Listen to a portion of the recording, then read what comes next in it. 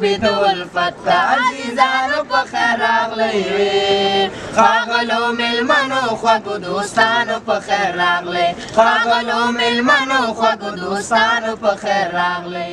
د لغمان والي د کار او ټولنیزو چارو وزیر څخه وغوښتل چې په دې ولایت کې د عصري روزنتون ترڅنګ وړکتونونه هم جوړ کړي. نوموړي دغه څرګندونې نن شنبه د مرغومي پر 20مه نیټه د یوې پراخې ولسي غونډې په جریان کې وکړې چې پر مهال د کار او ټولنیزو چارو وزیر بشیر احمد تیان ورسره راغلي پلاوي مرستیال والي الحج شهزاده مظلوم یار په ټولنیزو چارو کې د ولایت مرستیال برېښنا صافی د ولایتي شورا غړیو د ملکي او نظامي رهبرۍ مسؤلینو دیني عالمانو قومي مشرانو ځوانانو او میرمنو ګډون کړی و.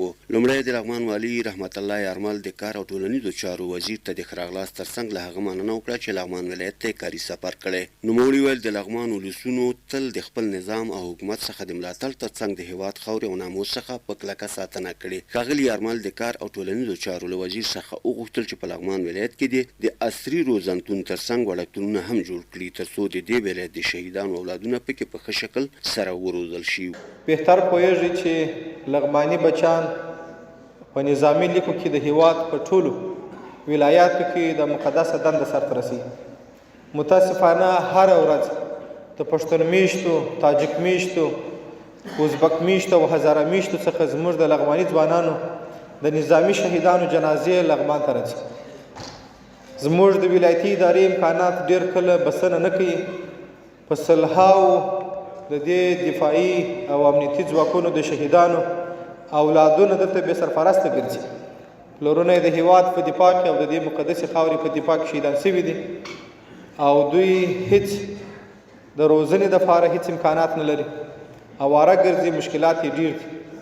موږ چې څومره معلومات لرو په ډېرو ولایاتو کې روزنتونونه جوړ دي او بالخصوص دغه امنیتي او نظامي ځواکونو د شهیدانو د ورثې دپاره یا د هغوی د اولادونو لپاره په کافي اندازه په ښو امکاناتو روزنتونونه شته.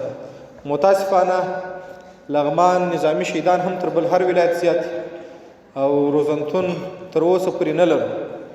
یوه لویه غوښتنه به زموږ د ادارې او زموږ د ولسونو دا وي چې د دغو شهیدانو د یاد په خاطر او زموږ د یو ډول اخلاص په خاطر چې د دوی د کورنیو سره یې لرو د دوی د ماشومانو لپاره یو عصري روزنتون منظور سي تر څو دغه نوی نسل یې په هغه رقم وطني فکر باندې چې هغه پلار یې کومه قرباني د دې او څو فداکاري د دې هېواد لپاره ورکړې وه نوي نسلونه یې هم هغسې راپورته سي.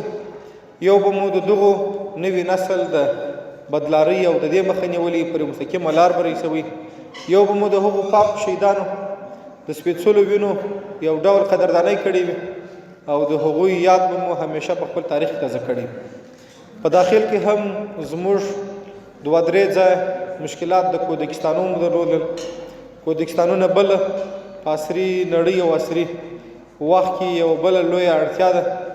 متاسفانه دلته مو هغه رقم کودکستان چې باید وای په لغمان کې نه لرو. که دې برخه کې یو لطف وکړي او د لغمان دپاره حد اقل هغه رسمي کسان چې ځي وظیفو ته مځکې و هغه څه ولایتي ادارې چې کومه برخه د هغه به انشاءالله ټوله موږ درته پراکو څه چې په تاسو پورې اړه لري هغه که تاسو یو لطف وکړي او لغمان دپاره د لغمان د ماشومانو لپاره یو څو کودکستانونه منظور کړي. بله موضوع ستاسو د نامه د وزارت د نامه سره زموږ مشران ټول اشنا دي چې د کار پیدا کولو وزارت د لغمان ځوانان اکثریت برخې د دې ترڅنګ چې د نظام کې وظیفه اجرا کوي. ځینې ځوانان نور دلیل لرو چې هغه بیکاره دي. که په کار پیدا کولو کې زموږ سره کومک وشي زموږ د ځوانانو سره کومک وشي د دې زه ضمانت کوم چې لغمانی ځوان تر هیڅ بل ځوان کم نه دی. کوم استعدادونه چې د هیواد په نورو ځوانانو په نورو طبقو کې دي لغمانیان هم الحمدلله د هغه استعدادو څخه برخمن دي. قدرونه لري په هره برخه کې قدر لري. که چیرې فقط د کار زمینه ورته مساعده سي او تاسو یو لطف وکړئ ستاسو معین صاحب دوی یو څه توجه ورته وکړي په دې اړه زموږ ځوانانو سره به مو ډېره همکاري کړې وي. والي ارمال د کار او ټولنیزو چارو وزیر څخه دا هم وغوښتل چې په بهرنیو هیوادونو کې د لغمان ځوانانو ته د سکالرشیپونو له لارې د لوړو زده کړو زمینه برابره کړي. ورپسې په ولایتي شورا کې د لغمان د ولسونو استازي ګلزار سنګروال، د حزبونو په استازولۍ ولسوال رفیق، د ځوانانو په استازولۍ حنیف الله پشایي د کار او ټولنیزو چارو وزیر څخه په بېلابېلو برخو کې غوښتنې وکړې. د یتیمانو او بې سرپرسته ماشومانو لپاره د روزنتون غوښتنه چې تاسو د ادارې لخوا نه تعمیر هم منظور شوی دی او 4.5 جریبه ځمکه هم دلته د ولایتي ادارې د امور اجتماعي ریاست ته په واک کې ورکړې ده. هیله مند یو چې زر تر زره کار شروع شي. دوهمه غوښتنه زموږ د کودکستان ده. وزیر صاحب محترم، د کودکستان احاطه هم جوړه شوې ده، په تعمیر نه لري. اړتیا یې ده، هیله مند یو چې دا موږ ته منظوره کړي. د حرفوي زده کړو لنډمهال کورسونه یا پروجیکټ دلته عملي کیږي چې هغه له 5 میاشتو تر 6 میاشتو وي. هیله مند یو چې دغه د حرفوي زده کړو مرکز فعال او دایمي شي تر څو پورې زموږ ډېری هغه ځوانان چې هغه د حرفې سره شوق او علاقه لري هغه له دې ادرس څخه اعظمي استفاده وکړي. زموږ ځوانان ګاونډیو ملکونو ایران ته، ترکیې ته او اروپا ته په ډېرو سختو قاچاقي لارو کې ځینې د بلوچستان په دشتو کې له توندې مړه شول، ځینې د یونان په سمندر کې ځوانان مو غرق شول او ځینې د بلغاریا او د سربیا په ځنګلونو کې لیوانو او زناورو خوړل. زموږ غوښتنه تا نه دا ده چې ته من حیث د کار او د ټولنیزو چارو وزیر هغه ملکونه چې هغوی کاریګرو ته ضرورت لري هغوی سره یو قرارداد لاسلیک کړي، لکه بنګلادیش، لکه هندوستان، لکه پاکستان چې متحده عربي اماراتو سره دغه قرارداد لري، د سعودي سره لري، نورو ملکونو سره لري، لکه مالیزیا چې اندونیزیا چې دغه هغو ملکونو سره چې اقتصاد جوړ ده او هغوی کاریګرو ته ضرورت لري. زموږ تا نه غوښتنه ده چې هغه ګاونډي ملکونه چې اقتصاد یې ښه ده لکه ایران یا ترکیه یا نور د خلیج ملکونه، سعودي او عربي امارات، د هغې د سفارتونو سره په تماس کې سي، د خارجه وزارتونو سره په تماس کې سي. زموږ دغه ځوانان چې نن په غیر قانوني په سختو لارو باندې هلته په غیر قانوني باندې استخدامیږي، د هغې نوکري او خدمت کوي، که دغه نوکري او کاریګري ورته تاسو په خپل ابتکار او نوښت باندې دا ورته قانوني کوي او په هغه د انسانیت په چوکاټ کې هغه د بشري حقوقو چې هغه پکې مراعات کیږي په هغه چوکاټ کې هلته سفرونه وکړي او یو مړۍ ډوډۍ خپلو اولادونو ته وګټي. دوی د کار او ټولنیزو چارو وزیر څخه په لغمان ولایت کې د روزنتون، وړکتونونو، حرفوي زده کړو په بهرنیو هیوادونو کې افغانانو ته په ځانګړي ډول لغمان میشتو خلکو ته د کار د زمینې د برابرولو ترڅنګ په ځینو نورو برخو کې خپل وړاندیزونه او غوښتنې وکړې. په ورته مهال د کار او ټولنیزو چارو وزیر بشیر احمد تیان د لغمان والي او د دې ولایت له ولسونو څخه مننه وکړه چې ده ته یې تود هرکلی وکړ. هغه وویل لغمان ولایت ته د سفر موخه د دې ولایت د ولسونو وړاندیزونه، غوښتنې او ستونزې اوریدل وو تر څو ورته د حل مناسبې لارې پیدا کړي. نوموړي ویل په 1400 مالي کال کې به په لغمان ولایت کې د یو عصري روزنتون ترڅنګ څو وړکتونونه هم جوړ کړي. تاسو پیشنهادونه دقیق توګه مې اورېدل. تاسو ته انشاءالله یو مژده وایم، همدغې روز په تاریخ همدې تاریخ انشاءالله زه وزیر کار اجتماعی پدوکه د لغمان روزنتون رسمی شکل انشاءالله اعلانوم. تاسو یو روزنتون ابتدایی قدم 50 اطفال پکشی و تاسو کولای شي ګران رئیس دغه روزنتون تشکیلات سته بل مشکلات یا شادي کې بل ستونزې لري یادداشت راکړئ انشاءالله دغه هم حل کوو.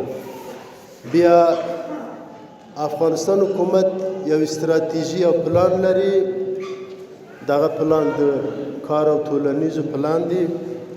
موږ د 14 پیشساخت پرورشگاه لرو د ځینو ولایتونو لغمان هم پکې شامل دي ان شاء الله د 1400 په کال کې د مالی کال کې دغه پیش ساخت مونږ وزارت مالیه او شهرسازی او وزارت کار امور اجتماعي او قرارداد لرو په هغه اساس ان شاء الله اساسي توګه یو غټ ان شاء الله پرورشگاه ان شاء الله په لغمان کې جوړو ان شاء الله.